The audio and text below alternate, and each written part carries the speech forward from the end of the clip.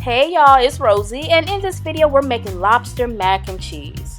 This mac and cheese is so creamy. I'm going to load it with a ton of cheese, and if you're not sold yet, check this out. I'm going to top it off with bacon breadcrumbs. It sounds amazing, right? Well, it tastes even better, and I want you to have this recipe, so let me show you how I make it.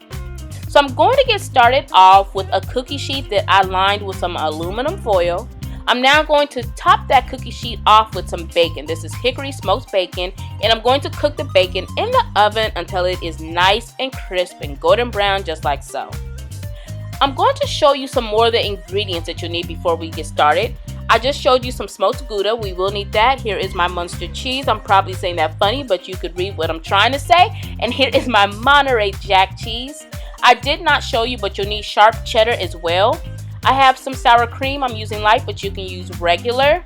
Here is some evaporated milk. I have fat-free because it's all I had on hand, but you can use regular.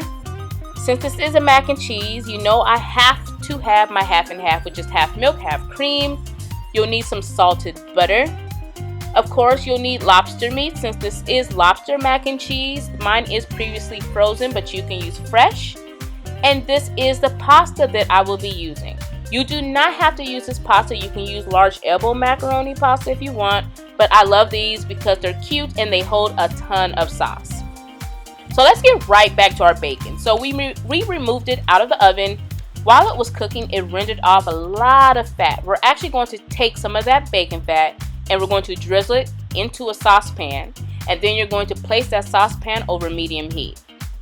So next we're going to start adding in some butter. This is our salted butter.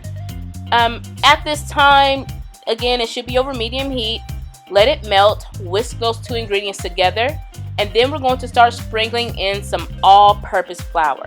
That all-purpose flour is going to help thicken up our sauce, so do not skip out on this. And make sure you whisk it because you don't want any lumps and you don't want the flour to burn.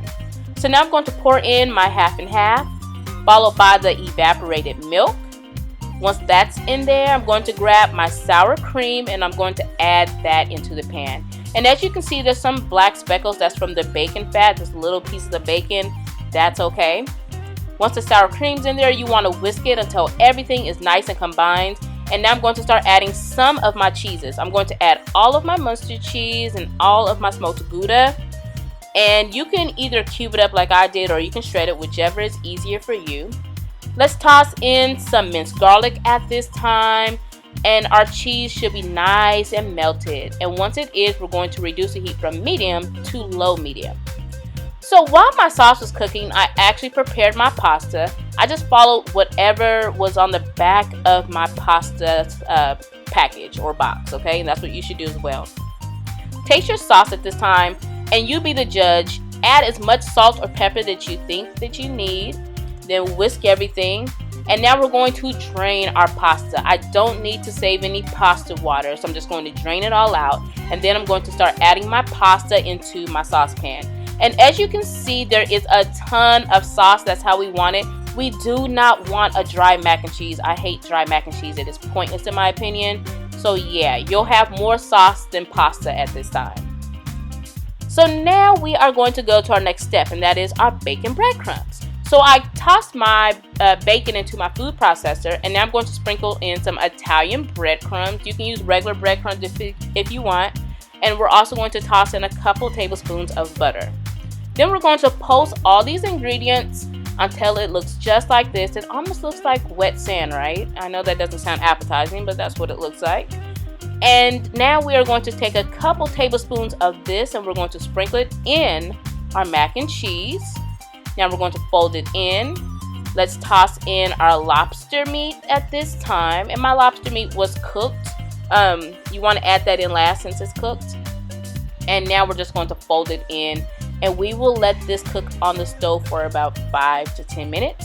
Meanwhile, let's butter up a 9x13, and now we're going to pour half of our lobster mac and cheese into our baked dish here. Then we're going to top it off with our cheese. Now this is actually our Monterey Jack and cheddar cheese. I mixed those two together, and now I'm going to top the remaining, top that cheese off with the remaining mac and cheese.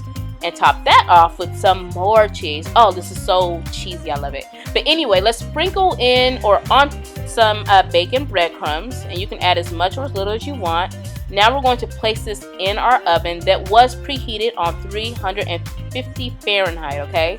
You want to place this in the oven uncovered, and we're going to bake it for 20 to 25 minutes or until it is nice and golden brown on top and the cheese is bubbling just like so.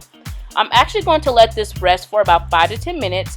While it's resting, I did wash and pat dry some parsley. This part is completely optional, but I'm going to chop up some Italian parsley and I'm going to sprinkle it on top of my mac and cheese to add color and make it pop.